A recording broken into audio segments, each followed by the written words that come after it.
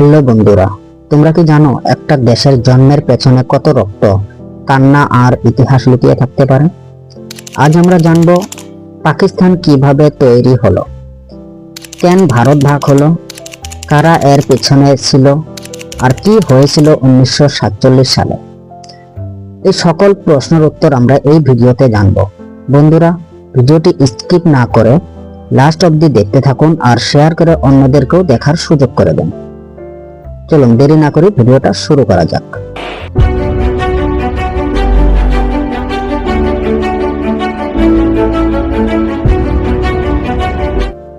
1857 সালের বিদ্রোহের পর ইন্ডিয়া পুরোপুরি ব্রিটিশদের অধীনে চলে যায়। এরপর শুরু হয় ব্রিটিশ শাসন, যেখানে হিন্দু ও মুসলিমদের মধ্যে ধীরে ধীরে বিভেদ বাড়তে থাকে। এই সময় সামনে আসেন এক নেতা, মোহাম্মদ আলী জিন্নাহ। তিনি বলেন, মুসলিম ও হিন্দু আলাদা জাতি, তাদের জন্য আলাদা দেশ দরকার। এটাই ছিল টু নেশন থিওরি। বন্ধুরা, আপনাদের মনে প্রশ্ন উঠতে পারে, টু নেশন থিওরিটা কি আসলে? আমি সহজভাবে বুঝিয়ে দিই আপনাদেরকে। টু নেশন থিওরি হলো ভারতের বসবাসকারী হিন্দু ও মুসলমান দুইটি আলাদা জাতি, তাই তাদের জন্য আলাদা দেশ হওয়া উচিত। এই ধারণা সবচেয়ে বড় নেতা ছিলেন মোহাম্মদ আলী জিন্নাহ। এছাড়াও আগে এই ধারণা তুলেছিলেন আল্লামা ইকবাল। কেন এই তত্ত্ব তৈরি হলো? হিন্দু ও মুসলমানের ধর্ম আলাদা, তাদের বিশ্বাস রীতিনীতি ভিন্ন। যেমন হিন্দুরা মূর্তি পূজা করে, মুসলমানরা এক আল্লাহতে বিশ্বাস করে। খাবার, পোশাক, ভাষা সবকিছুতেই পার্থক্য। সামাজিক বিনিময় ভিন্ন। রাজনৈতিক ভয়, মুসলমানরা ভয় পেত যদি এক দেশে থাকে তাহলে তারা সংখ্যালঘু হয়ে যাবে।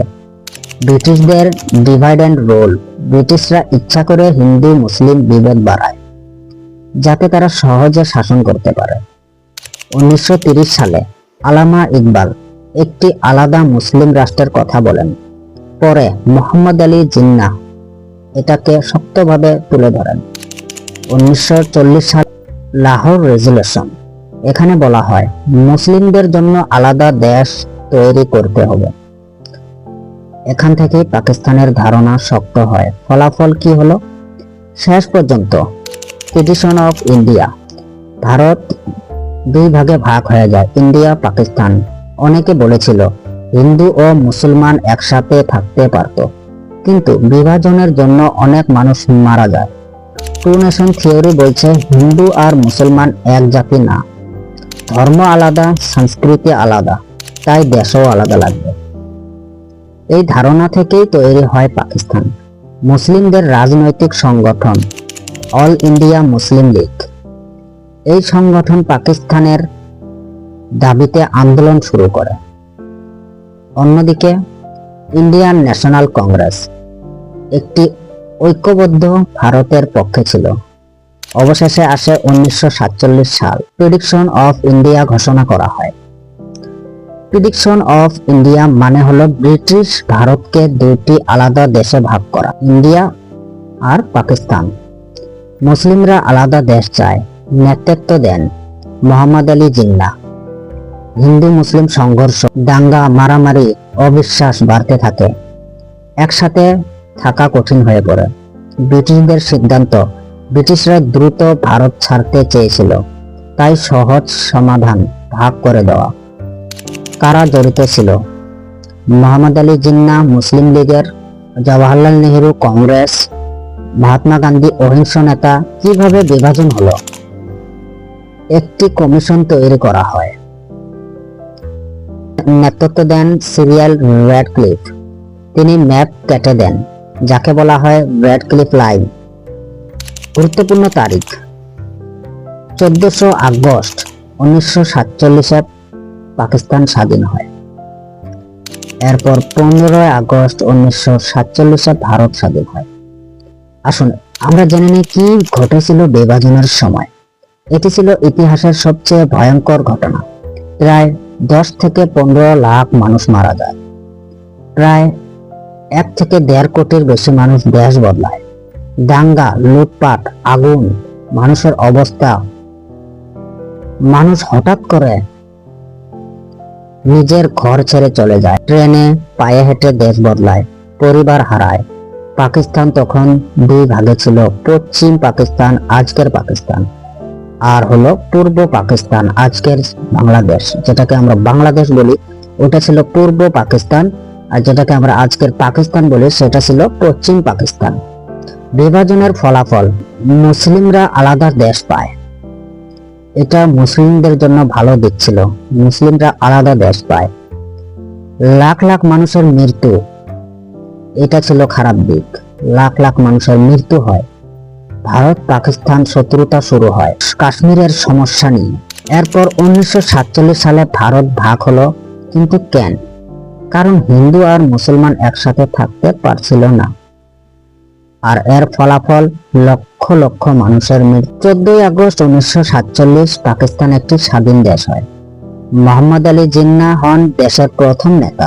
দেশটি শুরু থেকেই সমস্যায় পড়ে, অর্থনৈতিক সংকট, প্রশাসনিক সমস্যা, তার উপর ভারত পাকিস্তান যুদ্ধ শুরু হয় কাশ্মীর নিয়ে। পূর্ব পাকিস্তানে অসন্তোষ বাড়তে থাকে। এর ফলে শুরু হয় বাংলাদেশ লিবারেশন ওয়ার। বন্ধুরা, এখন আপনারা জানতে চাইবেন বাংলাদেশ লিবারেশন ওয়ার কি? বাংলাদেশ লিবারেশন ওয়ার মানে হলো মুক্তিযুদ্ধ। পূর্ব পাকিস্তান আজকের বাংলাদেশ পাকিস্তানের কাছ থেকে স্বাধীনতা লাভের জন্য যুদ্ধ করে। পাকিস্তান ছিল 2 ভাগে, পশ্চিম পাকিস্তান, পূর্ব পাকিস্তান। সমস্যা ছিল ভাষা আলাদা, সংস্কৃতি আলাদা, অর্থনৈতিক বৈষম্য। পূর্ব পাকিস্তান আয় করত বেশি, কিন্তু উন্নয়ন হতো পশ্চিম পাকিস্তানে। আন্দোলন বাড়তে থাকে। 1952 সাল, বাংলা ভাষার জন্য আন্দোলন, অনেক ছাত্র শহীদ হয়। এখান থেকে স্বাধীনতার চেতনা শুরু। 1970 সালের নির্বাচন, শেখ মুজিবুর রহমান নেতৃত্ব দেন, দল জয়ী হয়, কিন্তু পশ্চিম পাকিস্তান ক্ষমতা দিতে চায় না। এর ফলে যুদ্ধের শুরু হয়। 1971 সাল 25 মার্চ পাকিস্তানি সেনাবাহিনী আক্রমণ করে, একে বলা হয় অপারেশন সার্চলাইট। হাজার হাজার মানুষ নিহত। শেখ মুজিবুর রহমান বাংলাদেশের স্বাধীনতা ঘোষণা করেন। যুদ্ধ চলে প্রায় 9 মাস। বাংলাদেশের হয়ে যুদ্ধ করেন মুক্তি বাহিনীরা, বাংলাদেশের সাধারণ জনগণ। যুদ্ধের শেষে 16 ডিসেম্বর 1971 সালে পাকিস্তান আত্মসম্পূর্ণ করে, বাংলাদেশ স্বাধীন হয়। ক্ষতি ও ত্যাগ, প্রায় 30 লাখ মানুষ শহীদ হন, লক্ষ লক্ষ নারী নির্যাতন হন, পাকিস্তান ভেঙে যায়। বিশ্বের মানচিত্রে এক নতুন রাষ্ট্র আজকের পাকিস্তান, একটি পারমাণবিক শক্তিধর দেশ। তবে এখনো দেশটি রাজনৈতিক ও অর্থনৈতিক চ্যালেঞ্জের মধ্য দিয়ে রয়েছে। তাহলে বন্ধুরা, এই ছিল পাকিস্তান তৈরির পুরো ইতিহাস। ভিডিওটি ভালো লাগলে লাইক, শেয়ার আর সাবস্ক্রাইব করতে ভুলবেন না। বেল আইকন প্রেস করে আমাদের পাশে থাকুন। আমরা এই ধরনের মোটিভেশন হিস্ট্রিক্যাল ভিডিও আপনাদের কাছে তুলে ধরব।